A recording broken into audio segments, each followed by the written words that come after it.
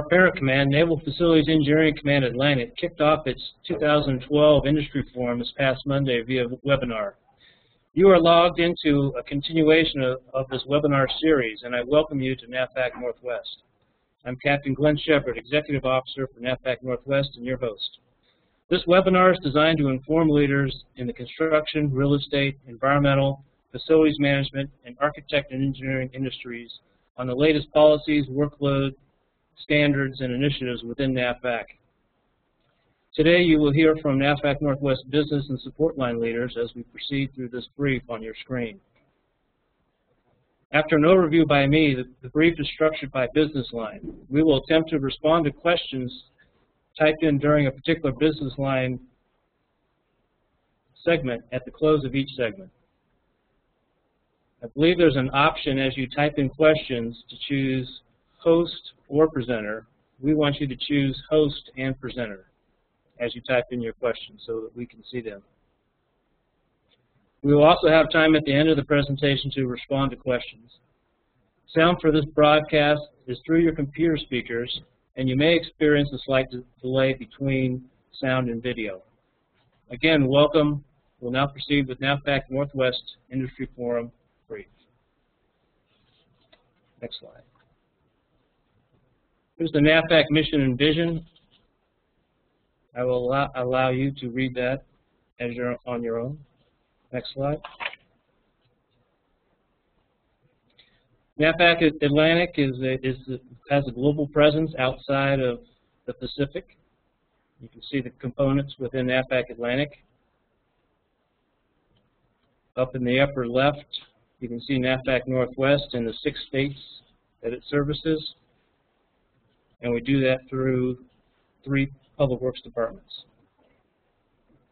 Next slide. This is NAVFAC's overall program of record, as we call it. We also refer to this as our SAND chart, as the SAND over the years between 2004 and 2014. So on the right is probably more indicative of where we are in 2012 currently. And in the out years, it tends to decline somewhat. Next slide. Coming to the region Northwest area, there's some numbers of the supported assets that we support through the supported commanders. Aircraft carriers, currently we have the John C. Stennis and the Nimitz home ported here. When we did this brief last time, we had the Lincoln, who was here stationed at Naval Station Everett, but it has since gone back over to Norfolk for refueling operations. The submarines are located at NBK Bangor, and the aircraft are located at Naval Air Station Whidbey. Next slide. There's a pictorial of the layout for Navy Region Northwest and its major installations. Ones I haven't hit on before are NAVMAG Indian Island, primarily munitions, and Newark Keyport, which does a lot of torpedo maintenance and underwater warfare activities.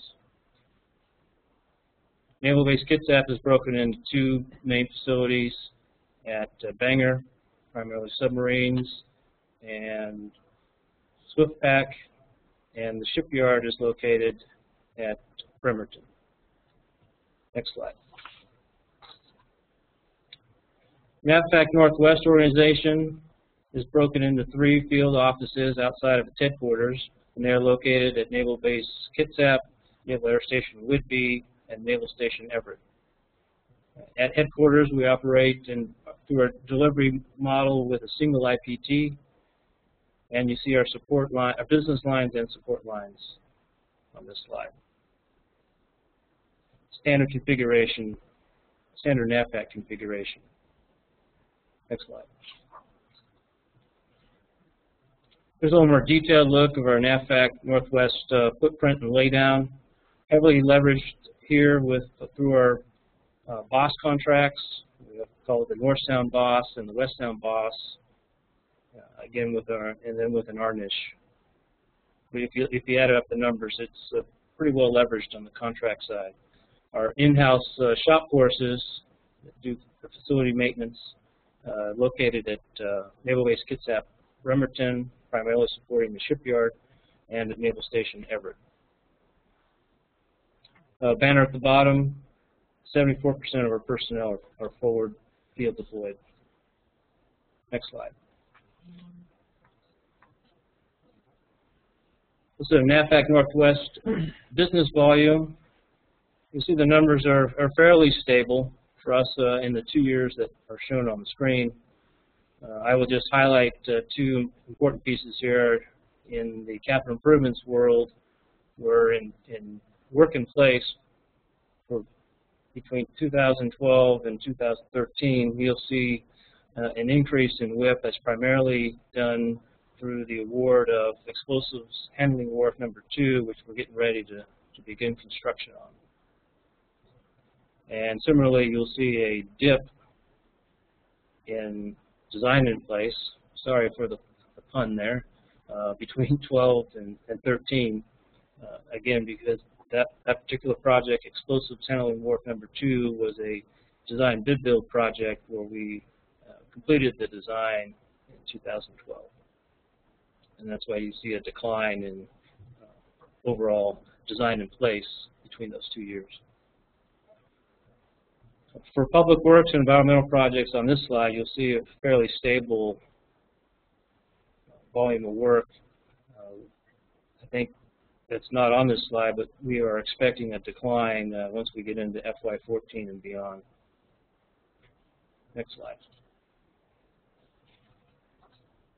NAVFAC execution goals.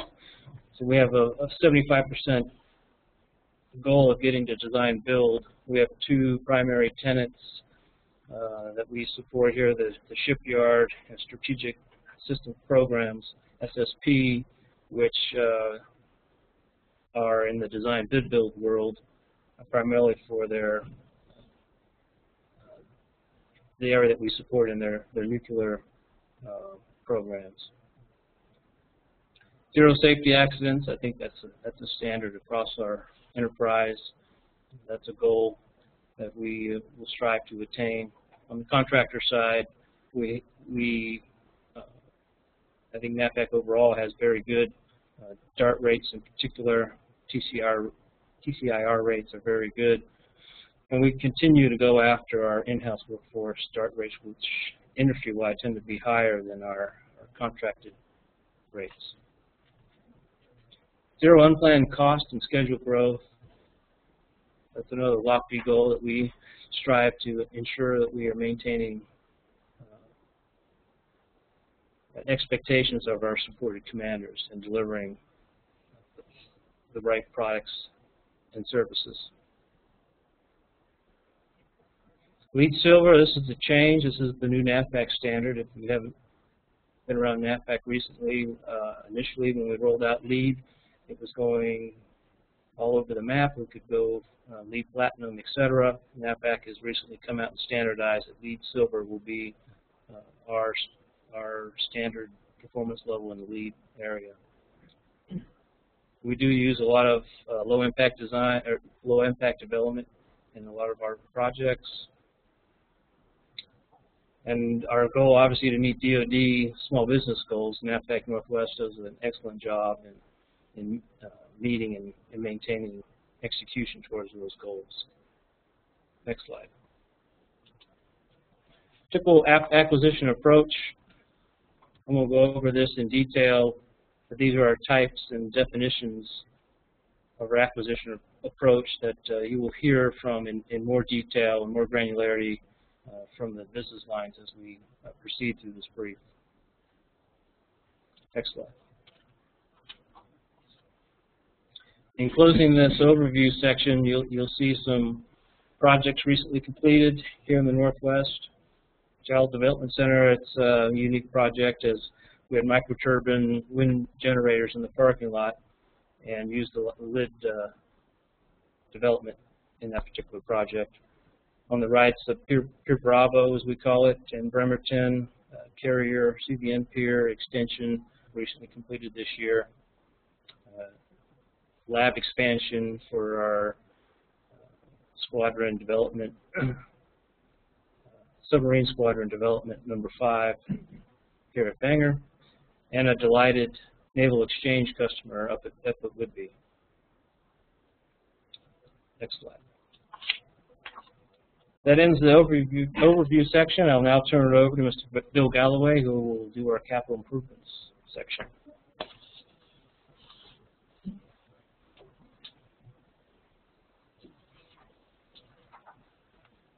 Good afternoon. I'm Bill Galloway, the Capital Improvements Business Line Coordinator. And today I'm going to talk about our acquisition tools for design and construction and our upcoming workload. Next slide. For design, we average about $12 million a year in design contracts here in the Northwest, and most of that work is done through our AE IDIQ contracts. We do some larger and specialized projects as standalone A&E contracts. If you look at the spreadsheet down below there, you'll see that the Marine and Waterfront IDIQ contract, the slate and selection, is currently underway. The next one to come up will be the Architectural IDIQ, and that will be second quarter of fiscal year 13, and then you can see how the rest of them lay out there. These are typically 3-year duration contracts. Next slide. Acquisition tools for construction, we primarily execute those via the job order contract and our MAC contracts. Any contracts larger than $15 million are done as standalone contracts. And in the spreadsheet there, you can see that we just awarded the new job contract, and the small MAC is awarded third quarter of fiscal year 12, and the next contract to come up will be the large MAC. That'll be first quarter of fiscal year 13. And it'll have a $200 million capacity. And then our Marine Waterfront MAC is good until the third quarter of fiscal year 14. Next slide. This slide shows our MILCON program for fiscal year 12. And you'll note that all of the contracts have been awarded except for the last two, P188 and P531. And those are currently in the acquisition process, and we expect to award those by the end of this fiscal year. Next slide. For 13, we've got a drop in workload there. We only have one MILCON, and that's the EA-18G flight simulator facility up at Whidbey Island. The only other MILCON award will be the second increment of P990, which the base contract was awarded this year. Future workload drivers for us are the nuclear weapons security projects, transit protection, platform transitions at NAS Whidbey Island. That's the P8 and EA-18G projects. That's a fairly substantial program that will be coming up in 14 and 15 for construction, so being designed in 13 and 14. And then platform maintenance efficiencies. Next slide. Our SRM projects, sustainment, restoration, and modernization projects, are funded through annual appropriations. Over the last 5 years, they've averaged about $68 million and almost evenly split between the CNIC special projects and the Navy Region Northwest and installation discretionary SRM projects. For 13, we have 3 special projects there for award. The ammunition pile pier repairs, phase 4 of 6 at NAVFAC Indian Island, design bid build. That repair effort has been going on for quite a while and is expected to continue to go on for quite a while. Repair main dewatering pumps and motors down at Bremerton as a design bid build. And then finally, Pier 6, replace the fendering system at Bremerton, design build. For fiscal year 14, the program hasn't solidified yet. We don't have details on that program. For the smaller projects, less than $500K, that are installation region discretionary projects, that's a very volatile program. Projects go in and out of that a lot, so we don't usually put out much information on those. And then there's always unplanned workload from the supported commands. The program changes quite a bit during the years. Next slide. That concludes my portion, and I'd like to introduce Mr. Brian Anvik, Asset Management. like to take one question related to capital improvements. The question reads, NAVFAC Atlantic indicated on Monday that less than $50 million is done under MAC. Does Northwest not follow that protocol? What was that again? NAVFAC Atlantic indicated on Monday that less than $50 million is done under MAC. Does Northwest not follow that protocol? We do not follow that protocol. We do the majority of our work under MACs. Only the things that exceed $15 million do we do off of the MACs typically. Are there other questions? Care to expand on MILCON Project 245? Which MAC is it going under? 245 is the simulator at Woodview Island.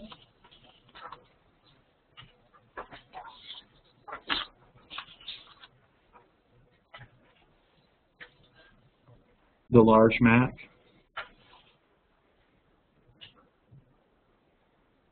MILCON Project 245 is destined for the large MAC.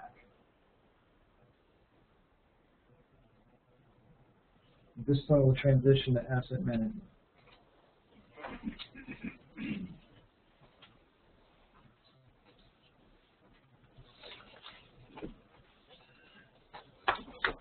Good afternoon. My name is Brian Anvik. I'm the lead for the asset management business line. And what I'd like to do today, if I could, is to address our three primary functions of this business line and what our execution plans are over the coming year. Next slide. Our first function is real property facility planning. We normally execute that as a combination of in-house and contract support. Our in-house currently do the day-to-day recurring work that we have, and we do try to rely on contract support for our surge load, workload, or for specific issues that have very high technical expertise required. We do most of our planning support work through an IDIQ contract that was awarded in fiscal year 11. It's a 5-year, $15 million contract we awarded with makers, and so most of our supplemental efforts are executed through that through a delivery order on that contract with makers. For fiscal year 13 and future contract workload execution, it really depends on the requests that we get from our supported commands and on the amount of funding that we have. But some of the issues that we're planning on executing in fiscal year 13 include a naval-based KITSAP waterfront update, where we're trying to mix mission, safety, and effectiveness requirements in just an exceptionally tight workspace. So we have very limited waterfront space, lots of demands for it. We're trying to find out the best way that we can do that, and we're doing that through a waterfront update study. Also, DLA is requested, and DLA is currently anticipating that they will be doing a major upgrade to their fuel storage facilities at Manchester, and so they're asking us to do a business case analysis on that plan just to find out the most cost-effective techniques and processes that can be used on that. We also have over 5,000, in order to make sure that we're doing the most effective and efficient planning that we can, we have to have accurate data. And so towards that end, we have over 5,000 property record cards describing each of our pieces of real property, and we have over 1,000 documents that describe our basic facility requirements in different categories of work. In order to do the best job that we can in doing our planning, we need to make sure that that information is as current and as accurate as possible. So we spend an awful lot of our time and also request some contract support in keeping those asset evaluations and basic facility requirements current and up to date. Probably the growth industry that we have in facility planning is in our compatibility and readiness sustainment, otherwise known as our CPLO program or encroachment program. We have a number of issues down at a training facility that we have down in Boardman, Oregon, with wind farms and low altitude training requirements where the two don't necessarily mix. We also have a series of development going on in the Hood Canal region that does have some impact with our training range capabilities that we currently exercise in the Hood Canal region up here in Northwest Washington. We are looking for win-win solutions with that. We're doing an awful lot of work not only with makers to get a lot of background information, but also a lot of their subcontract expertise, and also our environmental and our environmental partners such as the Nature Conservancy, where we have a series of agreements that we're entering into that can look at areas that can protect our mission and also protect and sustain the environment. Next slide. The second issue that we work on in asset management is real estate. We have the day-to-day issues that we do. We have over 100 current leases, licenses, and permits in play where we either use other people's property or we rent other people's property to support our mission, or other folks have used our property. And so this requires an awful lot of effort to keep those agreements up to date and current. Normally requires some mapping, appraisals, and title search information as we focus on new requirements in that end.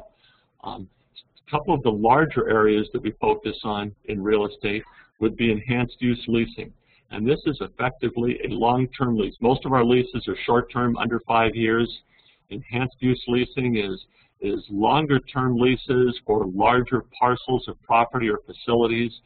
We're not anticipating any of those in 13, but it's a very focused and very rigorous process that we go through for the enhanced use leasing.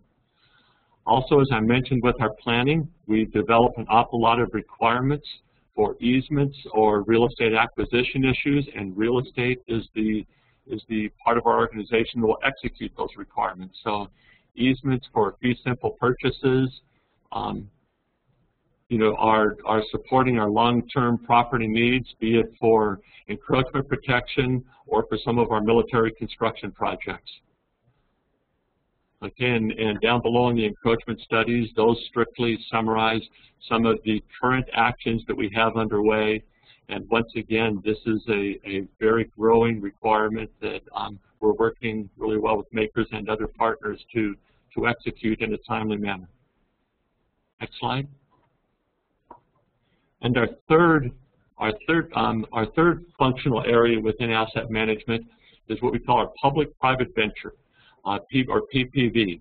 The Navy used to own all of their family housing assets, currently over 3,600 family housing units in the Northwest, and we have gone through a very unique process over the last 5-6 years to be able to leverage private developer expertise and debt placement by converting our family housing properties to PPV ownership and operation.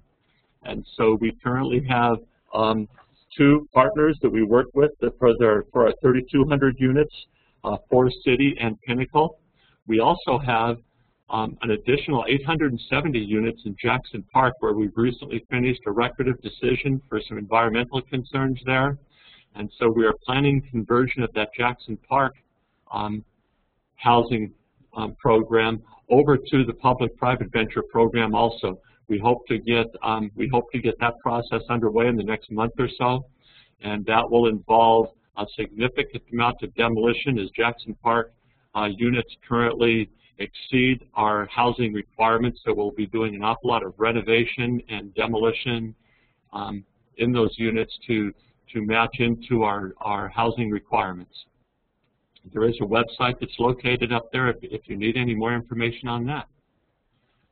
And if there are any questions, I'd like to take those at this time. That concludes my formal presentation. There's one question we'd like to address. Are all the planning efforts noted for FY13 and future studies being executed through the maker's contract? I would say yes. For the known projects that we have where we're contracting out, we do have a contract with makers that has capacity, and where they can exhibit the technical expertise to meet our requirements, we would go to makers.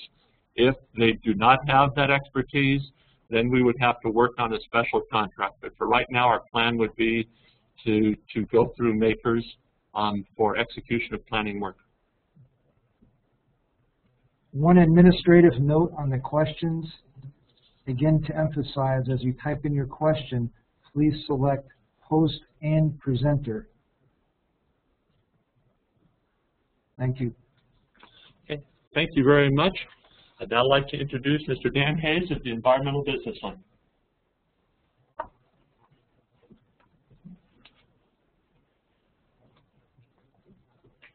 Good afternoon. As Brian said, my name is Dan Hayes. I'm the Environmental Business Line Coordinator for NAVFAC Northwest. Next slide, please. One of the more challenging parts of our program here in the Northwest over the past several years has been related to environmental planning efforts for construction projects and Navy training and testing activities. We have several ongoing environmental impact statements in that regard and many environmental assessments. Related to those and other Navy mission requirements, we've had very challenging consultations with Fish and Wildlife Service and the National Marine Fisheries Service related to species listed under the Endangered Species Act and marine mammals protected by the Marine Mammal Protection Act. Those have resulted in increased monitoring and mitigation requirements for our construction projects and Navy mission training and testing programs, especially for in-water construction.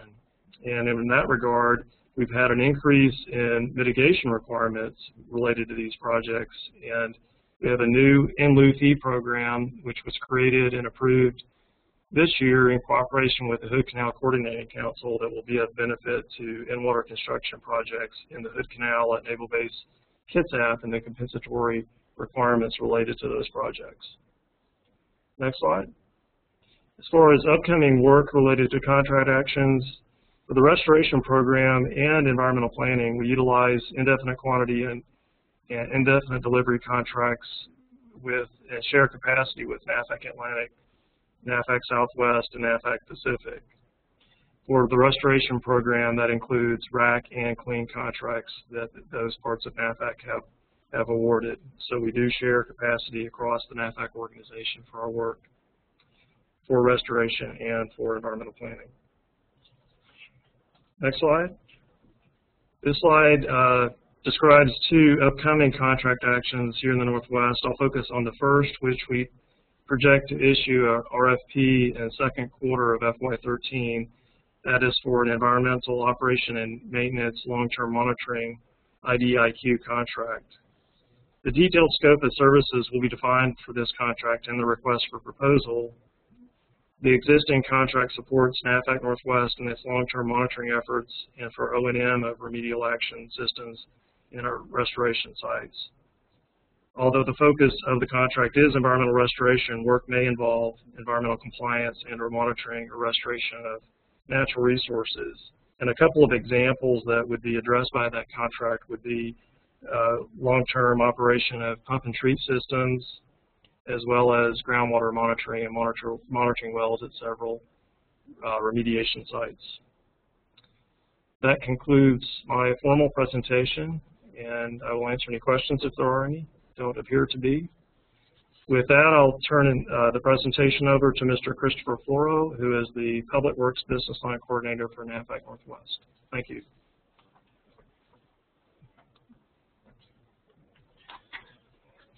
Thank you, Dan. As Dan indicated, I'm Christopher Floro, in charge of the Public Works Business Line for NAVFAC Northwest. The Public Works Business Line covers a variety of products and services across the public works arena, ranging from facility sustainment to utilities and energy, base support vehicles and equipment, and base operating services contracts. This afternoon, I'm just going to touch real briefly on four particular areas related to energy, utilities infrastructure, base support vehicles and equipment, and our base operating services contracts. Next slide. Okay. In the area of energy, we are experiencing a pretty robust execution period. In energy, we have, in addition to what's going on now, pretty healthy down the road workload in energy projects. We have a Energy Conservation Investment Program ESIP project going on right now, 2 coming up in 13. Got 2 utilities and energy services contracts that were awarded late last fiscal year that are ongoing right now. And in terms of what's coming up, we've got 15 restoration and modernization energy, or we commonly refer to them as RM energy projects that are under development, design, project documentation preparation right now.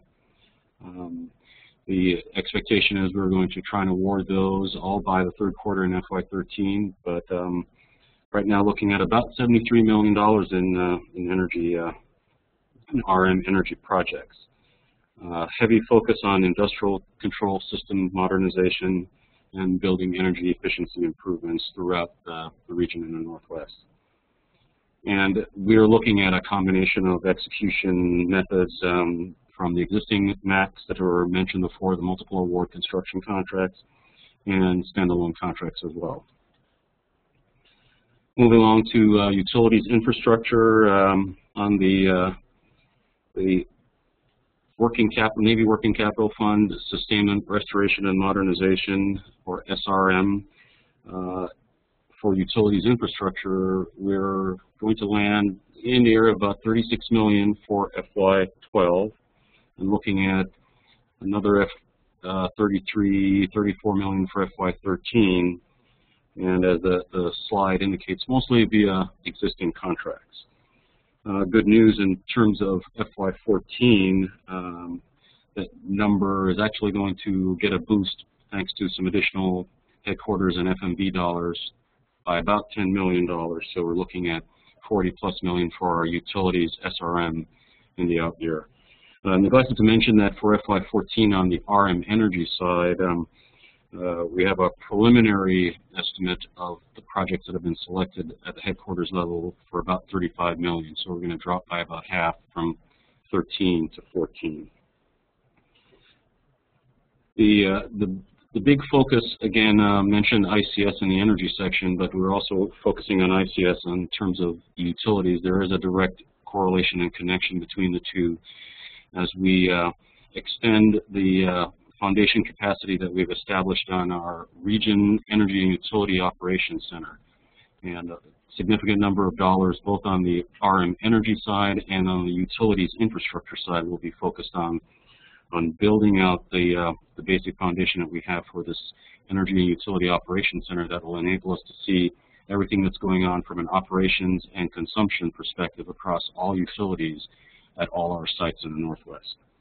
Next slide.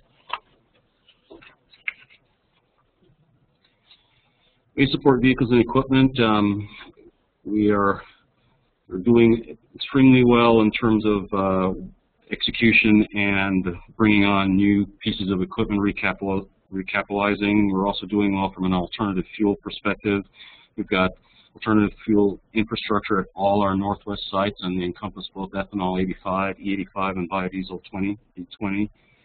We've got a fleet since actually the slide was presented, we've actually gotten additional vehicles on board, and we're almost at 900 alternative fuel vehicles in our inventory in the Northwest, and that pushes us to almost 60% of our active fleet. And 25% of the alternative, we've had a 25% increase in alternative fuel use in FY11. Anticipate that the numbers for 12 will be even better. We've got electrical vehicle charging stations being installed throughout the Northwest, experiencing some challenges there, but still trying to move forward. Had a good year in FY11 with $4.7 million in CEAS, civil engineering support equipment purchases, dropped down to 1.7 for this year. It's going to take a little bit of a bump to $2+ million next year, but our typical CEAS purchases would be like aerial work platforms, tractor trailers, weight handling equipment or cranes, and everything from a 30-ton crane to a 130-ton crane. So pretty healthy recapitalization in the way of our CEAS. And then finally, just a few moments on our BOSS contracts and other facility support contracting items. We are in the middle of our source selection process for both our north and west sound BOSCs. We had proposals come in on the 28th of February for the west sound BOSC and more recently for the north sound BOSC on the 10th of July. Both contracts are expected to begin their base periods on the 1st of October 2013, that is FY 2014. And it'll be a pretty challenging experience for us to transition from our current BOSCs to the new BOSC. One of the good news stories for the Northwest, it does pertain to our Regional Acquisition Strategy Plan, or RASP, that's in line with the headquarters template, where we started out with gosh, in excess of, we went from 113 contracts back in 2004 down to 13 currently, and 3 of those 13 are our West Sound, North Sound BOSC, and our regional niche, which primarily focuses on grounds maintenance and custodial throughout the region. The reduction in the number of contracts is a major coup, and received several kudos in the Northwest for the contract reduction process. And we continue to work on ways to improve delivery of services. As the executive officer mentioned before, we're highly leveraged on getting work accomplished via both the North Sound and West Sound BOSC, and of course the regional niche. And that's all I think I have from the Public Works perspective. There are a couple of questions. 2 questions. Question number 1, what contract will be used to execute the 15 restoration and modernization energy projects? So we're actually going to use a combination of methods. I think I mentioned that we would use multiple award construction contract avenues, our MACs. There are several of the contracts that will fall under the small MAC, and we have a couple that may in fact go large MAC. And there are some standalone options for us as well. Question number 2, for the standalone contracts, are there existing contracts in place for either 8A or SDVs, and I assume that service disabled veterans? The answer is yes. Do you anticipate any new awards in either category for energy work as set aside?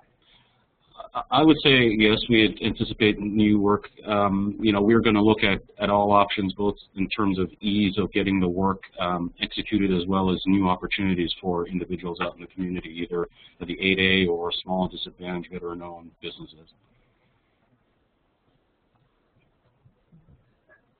That's all for questions for Public Works. Okay, and we'll transition into the summary back to the executive officer.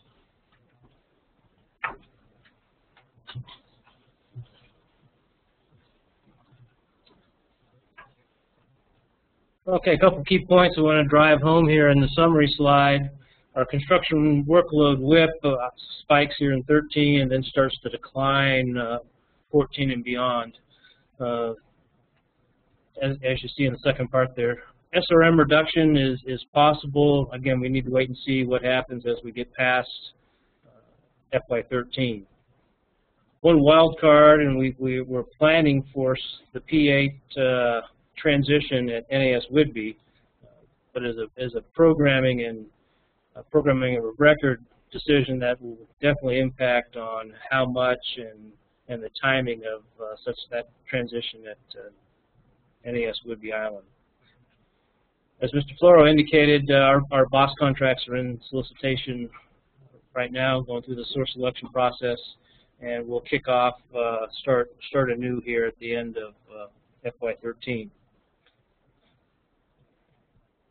Many of the questions have talked about our types of contract and how we execute. A&E IDIQ is a predominant vehicle, and our design build MACs are predominant vehicles, and other acquisition vehicles are less so used here in the Northwest. Big push here on energy as we drive forward. Energy must deliver. One, we need to execute the projects, but the other key is they need to be consistent and have the return on investment that at least that we planned for. This is going to be a big issue as we drive forward, and I expect some growth in the measurement and validation aspects, which We are really an untested environment as NAVFAC, as an enterprise, strives forward in this fairly new energy project in the future. And in the end, we thank you for your support to our mission. You enable us to drive forward and produce for the fleet, family, and sailor. Next slide, please. Here's some points of contact. I'll leave this as a takeaway. You can access this as you need to. Next slide. We will stand by now for some questions as they filter in. We have our host of business line, support line leaders here that can answer questions as they filter in.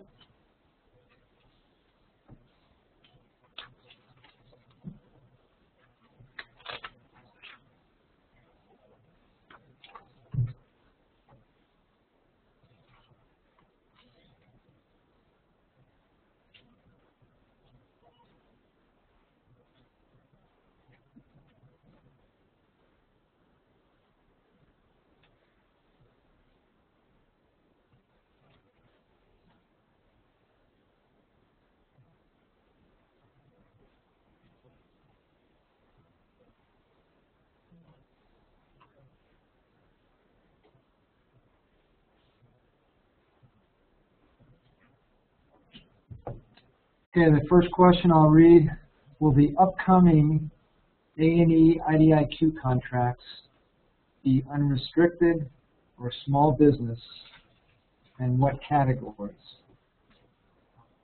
I'll repeat, will the upcoming A&E IDIQ contracts be unrestricted or small business, and what categories? This is Steve Chaparral. I'm the Chief Contracting Officer and Director of Acquisition. The waterfront A&E IDIQ will be solicited on an unrestricted basis. Following that, for the next one is the architectural. We'll do the market research and the sources sought, and then based on the response that we get from that, we'll make a determination as to what the appropriate acquisition strategy is. And I would encourage you that if you are a small business and think you have the capacity to do that contract, that you would respond to that sources sought.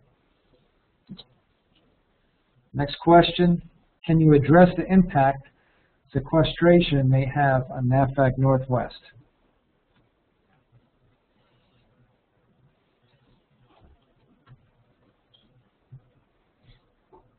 The impacts are obviously going to be negative, but we have not done any rigorous planning on sequestration and the major effect on the program here in the Northwest from a NAVFAC perspective. And I can't answer with respect to overall Navy mission and changes to op tempo or deployment cycles as they affect our operational commanders here in the Northwest.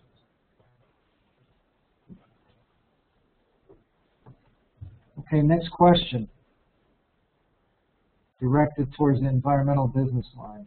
Does NAVFAC Northwest anticipate using NAVFAC Southwest's EMAX as well as the RAC for environmental remediation work?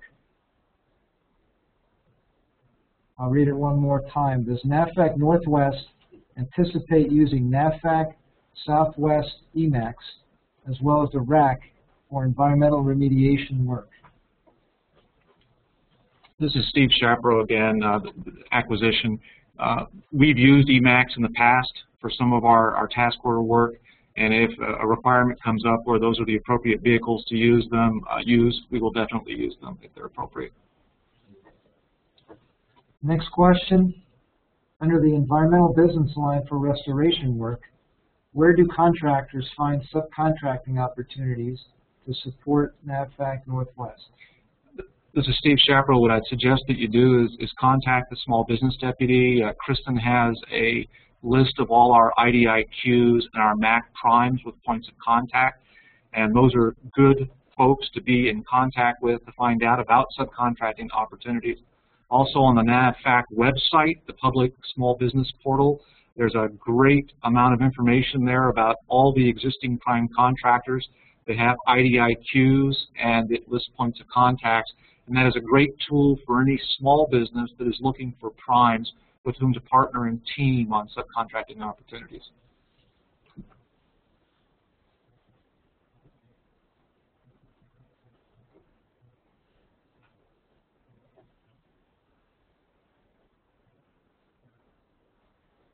That's the last question we have on the screen. We'll wait a couple more minutes for a few more questions, and then we'll wrap up.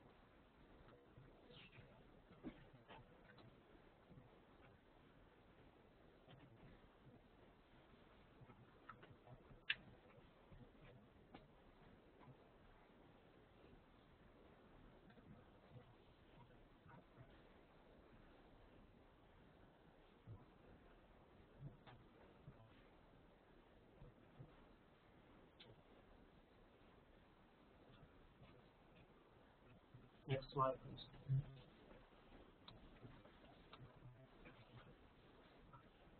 We're going to close this portion of the webinar. Thank you for participating and your interest in NAVFAC Northwest and the Northwest work within the Navy.